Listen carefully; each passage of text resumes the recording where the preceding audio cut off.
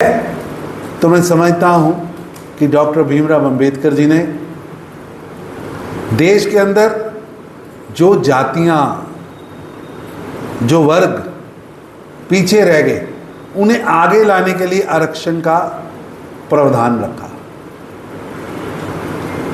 उनका वो जो फैसले हैं वो ऐतिहासिक भी हैं और भारत को आगे ले जाने के लिए बहुत ज़्यादा उनकी भूमिका है। जब उनसे पूछा गया कि आरक्षण का अधिकार कहाँ देना है, तो उन्होंने बड़ा स्मार्टली वहाँ लिखा है कि जो धर्म भारत में पैदा हुए, हिंदू के अलावा बुद्धिस्ट, जैन और सिख, इनको भी आरक्षण का अधिकार है। यानी किनको नहीं है उन्होंने नहीं बताया, उन्होंने किनको है ये बताया। उनका राष्ट्रीय दृष्टिकोण, देश के प्रति सोच वहां स्पष्ट होती है।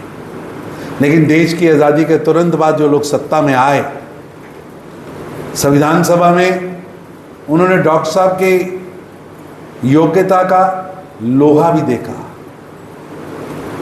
उनके निर्णय लेने की क्षमता भी देखी।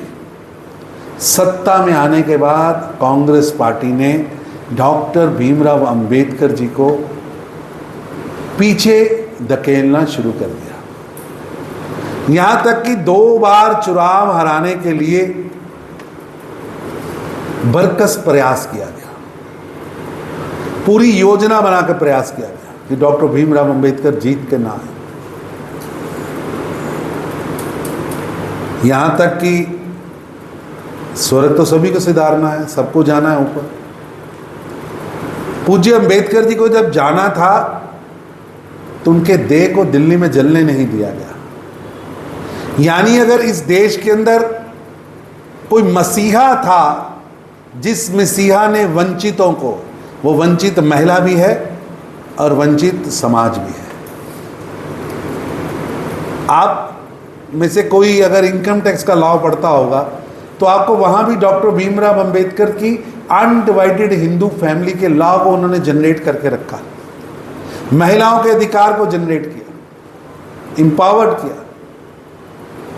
लेकिन कांग्रेस ने डॉक्टर अंबेडकर जी के विचार को और डॉक्टर अंबेडकर जी को लगातार विरोध किया।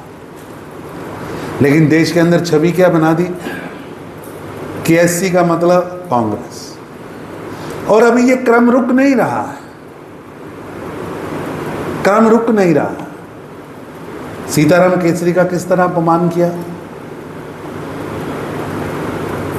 किस तरह इस देश के अंदर बार बार कांग्रेस पार्टी ने एससी समाज को केवल वोट बैंक के रूप में इस्तेमाल करने के अलावा कुछ नहीं किया।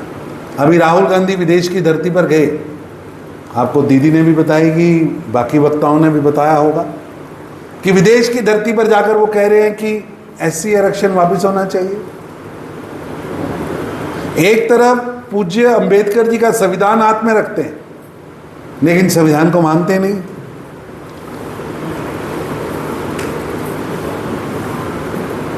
अंबेडकर जी राष्ट्रभक्ति की बात करते हैं और ये विदेश में जाकर भारत के विरोध में बोलने का काम करते हैं। अंबेडकर जी अपनी जड़ों से जुड़ने की बात करते हैं, ये जड़ों को बदनाम करने की बात करते हैं।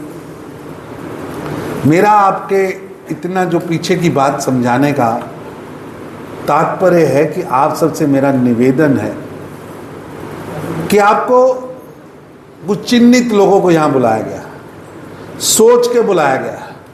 आप सबसे निवेदन है कि डॉक्टर भीमराव अंबेडकर जी का जो सोच है, जिसे भारतीय जनता पार्टी ने अपने विचार में लिया, उस सोच को गांव-गांव, बस्ती-बस्ती पहुंचाना होगा।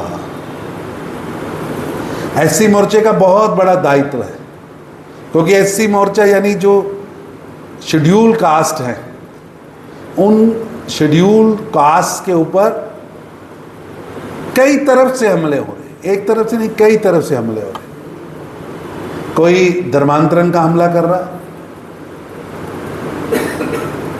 कोई कास्टिज्म का हमला कर रहा,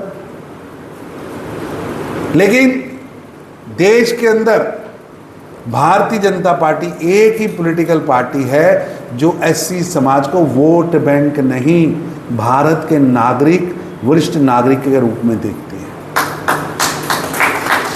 आप सदन का रिकॉर्ड उठा लीजिए, सबसे ज्यादा एससी सांसद भारतीय जनता पार्टी के हैं, और हम पर उंगली की जाती है कि ये एससी के विरोध में। भारतीय जनता पार्टी कहती है हम आरक्षण के पहरेदार हैं, और ये अफवाह चलाते हैं कि भारतीय जनता पार्टी आरक्षण वापस लेना चाहती है। षड्यंत्र किस लेवल पर चलता है ये सोचिए कि देश के गृह मंत्री की ऑडियो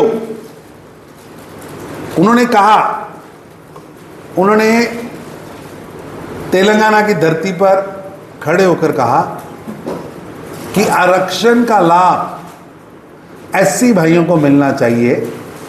डॉक्टर भीमराव अंबेडकर जी ने एससीओं के लिए आरक्षण रखा था।